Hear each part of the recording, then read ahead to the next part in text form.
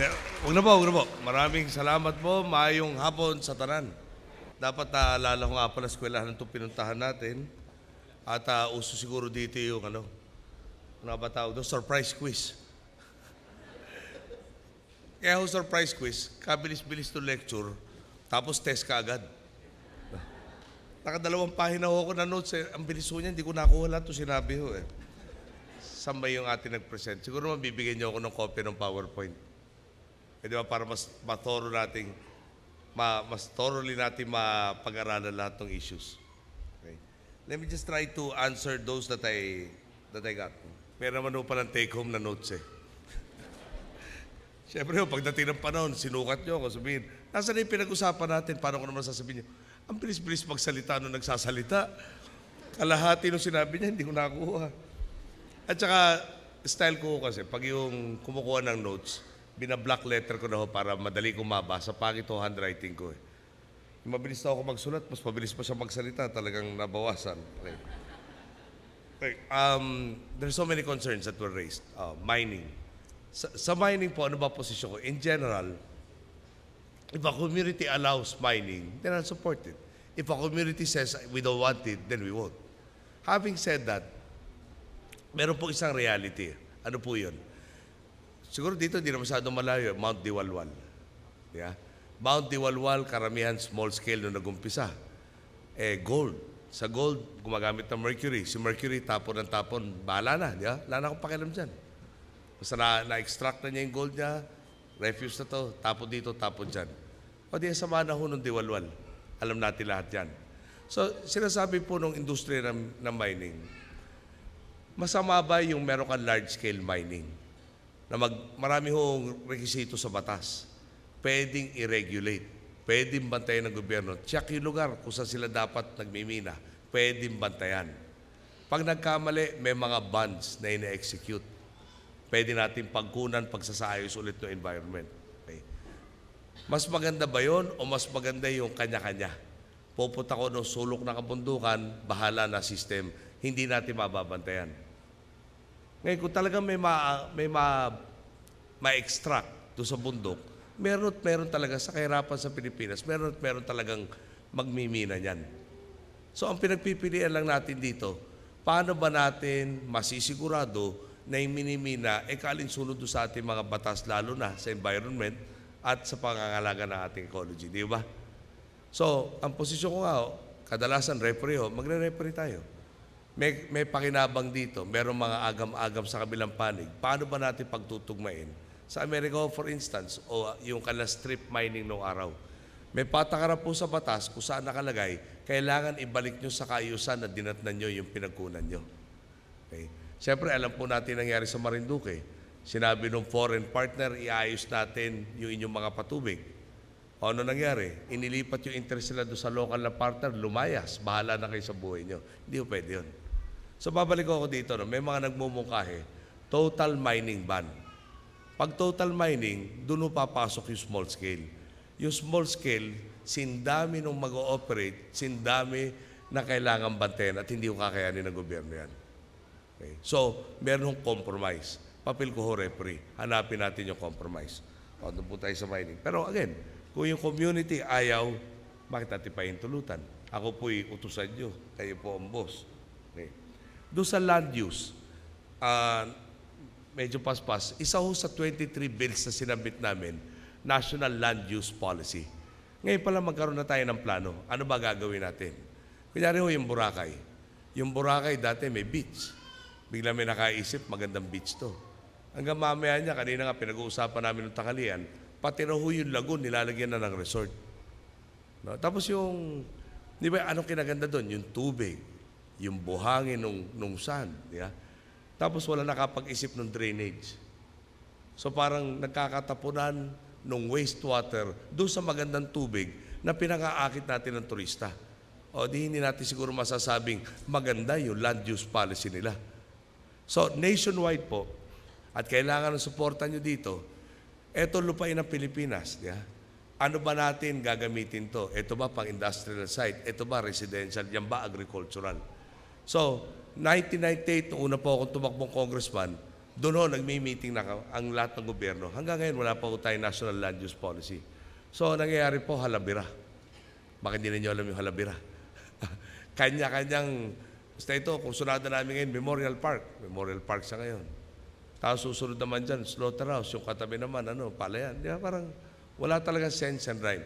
So, isa po yun sa priority bills na isinulong natin sa Kongreso na hinihingan natin aksyon na nila na madali ang panahon para i-require na lahat ng komponen ng gobyerno, magkasundo na tayo kung ano ba gagawin natin sa lupain natin sa Pilipinas.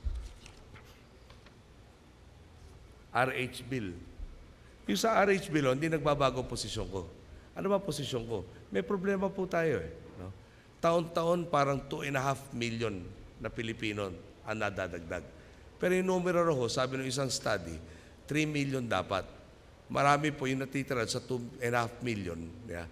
Yung kulang doon, may tinatawag na unplanned,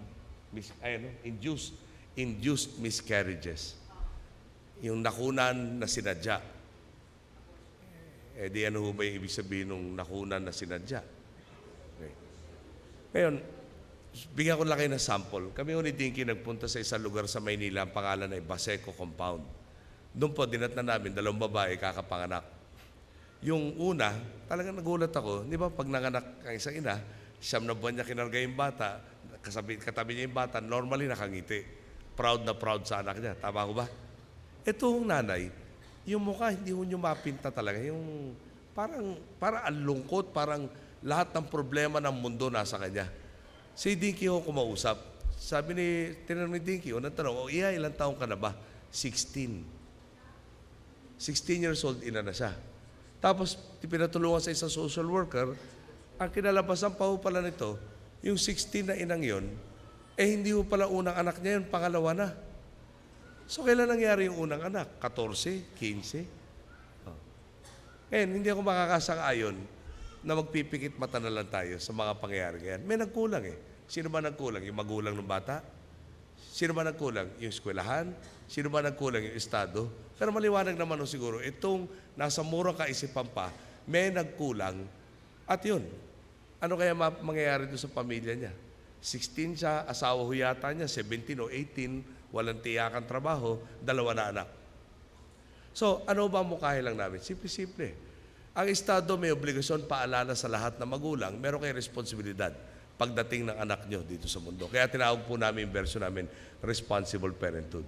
Yung estado walang karapatan para sabihin sa isang pamilya, ano ba kakayahan nyo, ano ba kakulangan nyo. Yung nanay at yung tatay may alam po nun.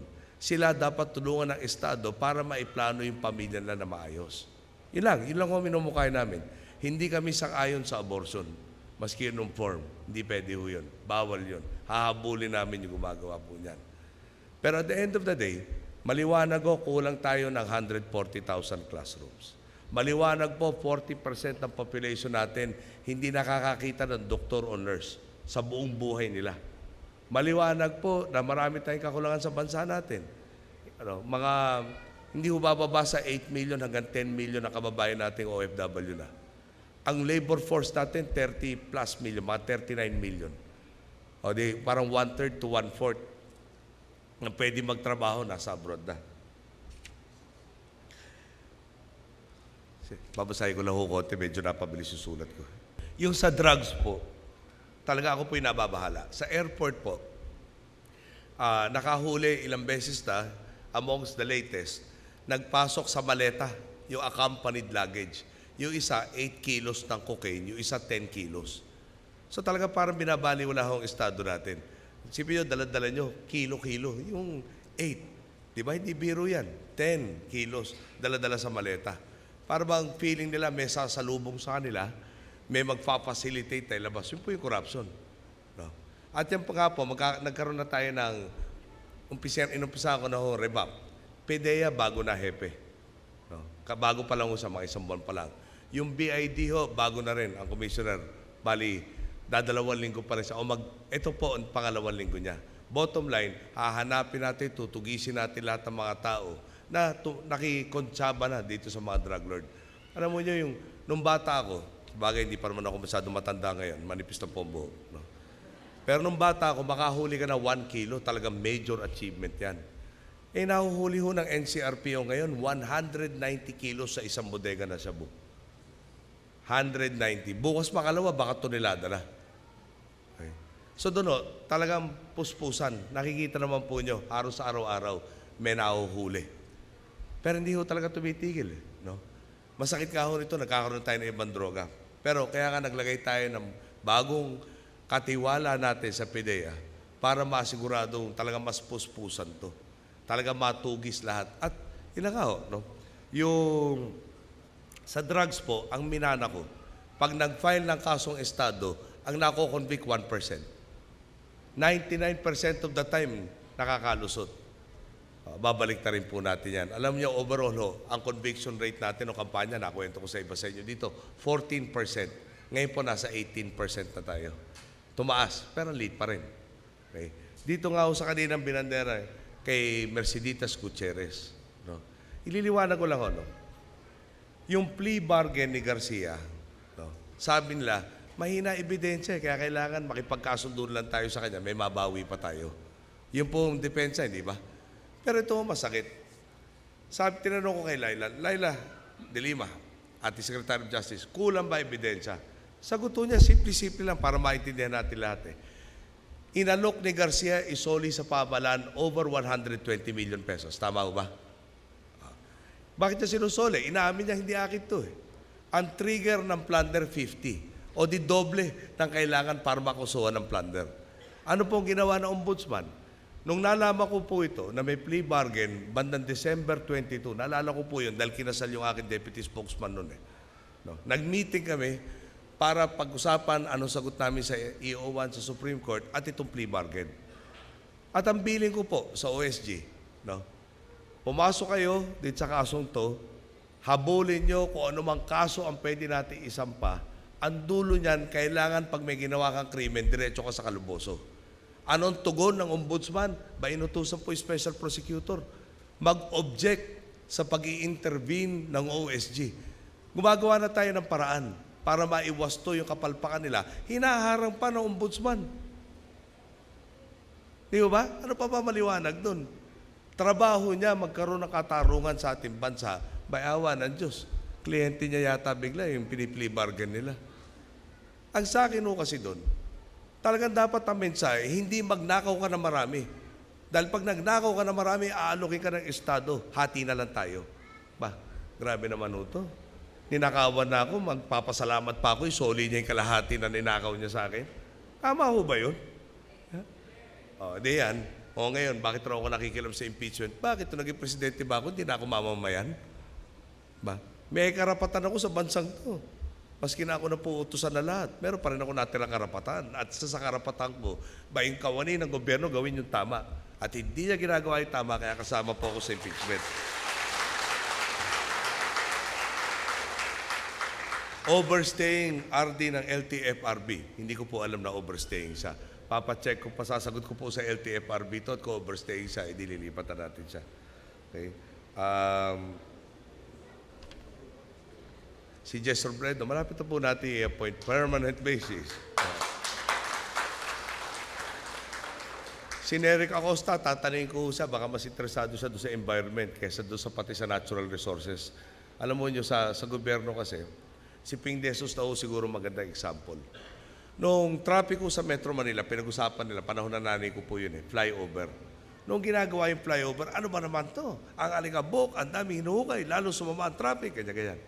Noong naibukas na yung flyover, na dire-diretso ka na, wala ka na stoplight, no? Wala na nakaalala si Ping De Jesus ang gumawa nun. At ang masakit po nito, nung ginawa po ni Ping De Jesus yun, Secretary siya ng Public Works nun, may bidding, may nanalo. In-award mo sa nanalo. Ilato na talo, dinamanda siya. Hindi naman nagnakaw si Ping De Jesus. Pero gano'n lang. Yung mga nag-bid, pikon, talo sila, demanda. Natapos ni Ping De Jesus, yung lahat ng kaso niya, kalahati na ng termino ng FBR. No?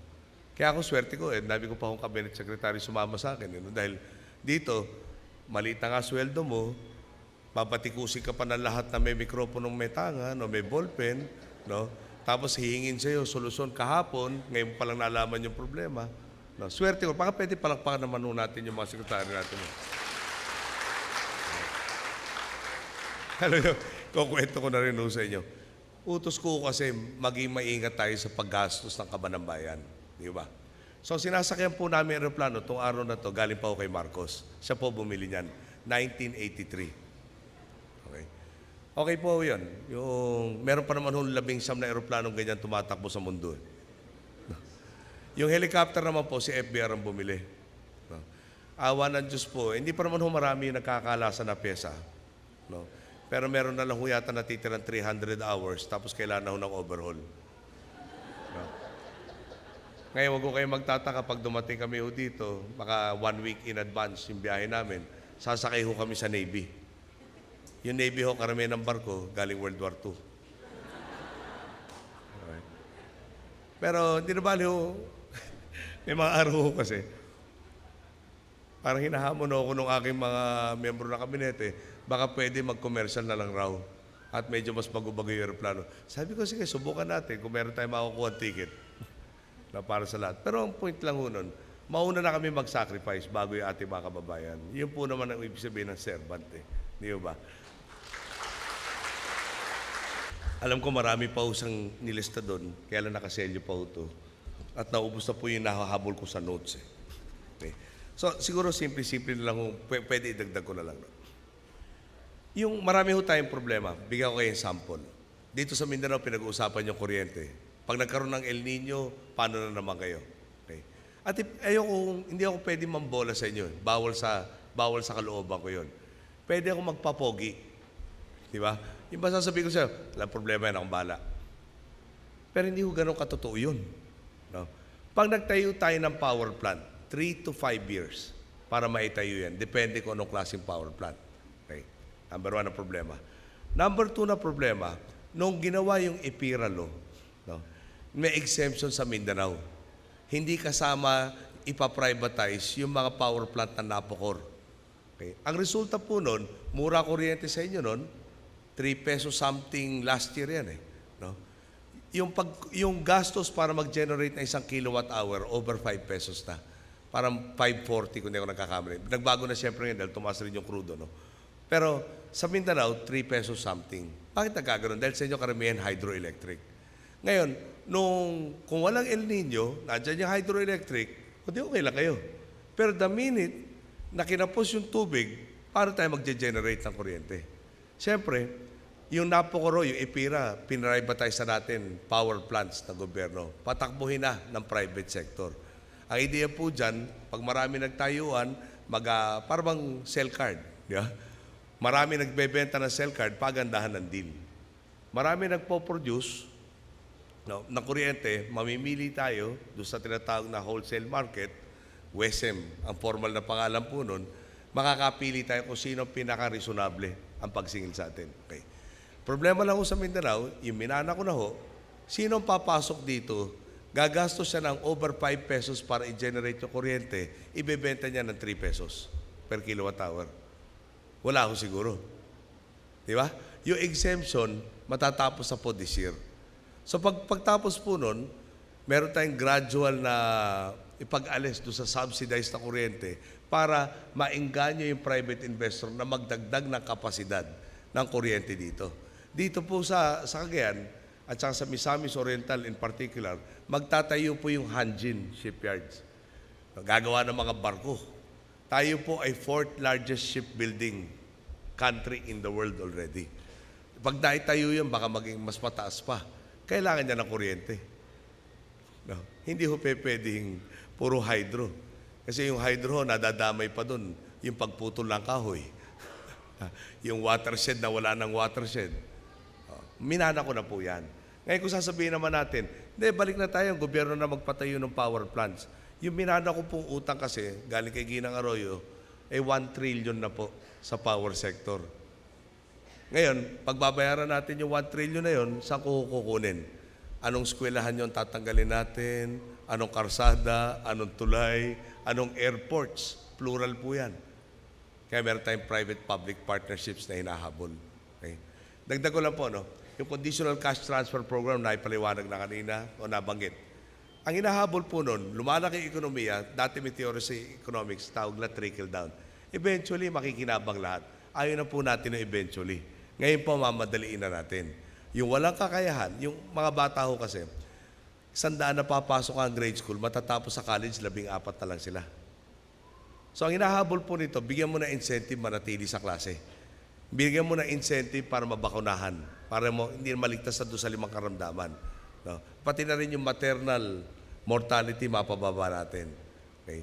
Yun po, ipinaglaban natin. At nagtagumpay naman po tayo, no? 21 billion pesos po nakalaan sa budget itong taon na to para meron na tayo, hindi na 1 million last year. This year, pag natapos, 2.3 million families na po natutulungan. Okay. Yung sa corruption nga, no? Talagang nagigpit tayo. Pag natapos po yung impeachment, palagay ko marami na tayong kaso masasampa. Baka may magtanong, bakit di pa nyo sinasampahan ngayon? Simple lang ho yan eh. Si Garcia ho ba may naniniwala sa inyo dito innocent? Pakitaas lang kamay. Wala. Ilan ho dito naniniwala guilty? Pakitaas lang po kamay. Yung sa plea bargain na Garcia. Mahirap naman ho nito. Karamihan, walang ano. Karamihan ho, wala kayong pakialam. Simple lang po. Doon ho, isa sa mga claim natin, di ba? Yung asawa niya, nag-detail kung paano kinuha lahat itong perang to. Ganon sa akin nung pananaw, open and shut case. Napakaliwanag. Motik pa nakapiyansa ngayon. Okay. Wala ho tayong kasiguraduhan na yung piskal ng bayan, yung ombudsman, no? Na hindi pa yata nag-uumpisa mag-imbestiga ng fertilizer scam. Pero pabayaan na po natin ang Kongreso mag-decide doon. No? Pero wala tayong katiyakan na lahat ng issues ng corruption na may involvement ng miyembro ng gobyerno, pwede niya kunin. Pag kinuha niya, siya gagawa ng kaso. Pag final yung kaso malabnaw, parang sabaw na malabnaw, ay wala hong sustansya, walang lasa. Dadalhin sa korte, yung akusado, i-arraign, guilty or not guilty. The minute na arraign yun, hindi mo na pwedeng balikan ng kaso mas maganda. Tawag po doon double jeopardy. Bakit naman tayo papayag ng ganun? Sa monopoly lang po yung get out of jail card free. Dito po may kasalanan ka, dapat pabayad ka. Alam mo nyo, napahaba na ako nagsalita. Baka, pwede mo bang sulatan nyo ako kung gusto nyo, email, may Facebook, may Twitter. Aabot rin naman po sa akin yan. Medyo mahirap lang po talaga yung lecture at saka quiz. Right after. Pero, lahat ng mga binanggit nyo, no? At malalaman ko lalo pag-uwi ko at babasahin ko ng buo ito. Talagang pipilitin ko masagot isa-isa. Yung freedom of information, ipaliwanag ko lang ang konti. Yung pwede magkaroon ng sitwasyon, kunyari may cabinet meeting, may magsasabi ng chismis. Yung chismis baka may batayan. No? Dahil hindi, yung pag sinabi kong chismis, hindi pa pwedeng dalhin sa korte yung impormasyon. Pero pag may freedom of information tayong walang harang, pati yung chismis kailangan nakalagay doon. Pwede mademanda na libel. So pag nag-cabinet meeting kayo, yung may tanga ng chismis, quiet siya. Impormasyon pala importante. Okay. Kayo, ilan ang gusto sa inyong magdesisyon tungkol sa, bigyan ko example, meron tayong mga kabataan meron silang paglalakbay kasama ibang mga Asyanong bansa, umikot sa bawat bansa. Pagbalik ng ating mga kababayan, may dumating sa akin report, suspected SARS, yung isa. Pag may nakatunog ang media, kunyari, totoo ba to? Suspected pa lang. Pag may freedom of information, obligado ako ibigay sa kanila yung report. At pag may, yung sa dinamita ng pahayagan, radyo, TV, makakalimutan na yung suspected. Di ba? Bigla na lang, SARS on the way to the Philippines. Pero, yung report, suspected. Madaling salita po, no? Gusto ko po at naniniwala ako doon sa constitutional provision that the people are entitled to information on by which they can base their decisions on. Pero naniniwala na naman po ako na a little knowledge is dangerous. No? So, dulo po niyan, hanapin natin yung balanse. Meron po kami sa ating communications office pinag-aaralan. Tinitingnan yung Official Secrets Act ng England. Tinitingnan po yung Freedom of Information ng Amerika. Hinahanap po natin yung balanse na hindi naman po mahirapan ang nasa gobyerno na mamahala dahil baka mangyari ho, gagayahin yung tatlong tiyonggo. Di ba? Walang sasabihin, walang nakikita, walang naririnig. Dahil kinakabahan na mademanda kaliwat kanan. Yung ginagawa na po yung tama, nadedemanda ka na eh. So, hindi ho ganun kasimple yun. At hindi ho ako maatras na kailangan talaga malaman ng taong bayan yung mga impormasyon na makakabase ng tamang desisyon. Hindi ako katulad doon sa CTE. Kung naalala nyo si Neri, sabi ni Neri, sinuhulan siya ni Abalos. Sinabi niya kay GMA. Tapos sa ruling ng Supreme Court, hindi namin pwede tanongin si Neri. Tapos si GMA, hindi naman pwede patawag dahil mayroong executive privilege. Dulo nun, yung dalawang tao nag-usap, hindi namin pwede kausapin. Di baliktad na baliktad yun. Ano magagawa? Ano mangyayari dyan, di ba? Dadalawa ang nag-usap. Pareho mong hindi pwede kausapin ng panahon na yun. Paano papausbungin yung kaso? Baliktad doon sa gusto natin mangyari. Pero kailangan naman po ma-ensure natin na yung pagkaroon ng freedom yung karapatan, freedom of information, hindi magdulot ng dagdag na pinsala sa mga mamamayan. Dahil walang safeguards para gamitin ng mga hindi maganda intensyon laban sa taong bayan. So hayaan po nyo, talaga isusulong natin yan, pinipilit lang natin mapaganda as much as possible yung batas para magkasatuparan na po itong freedom of information. Okay?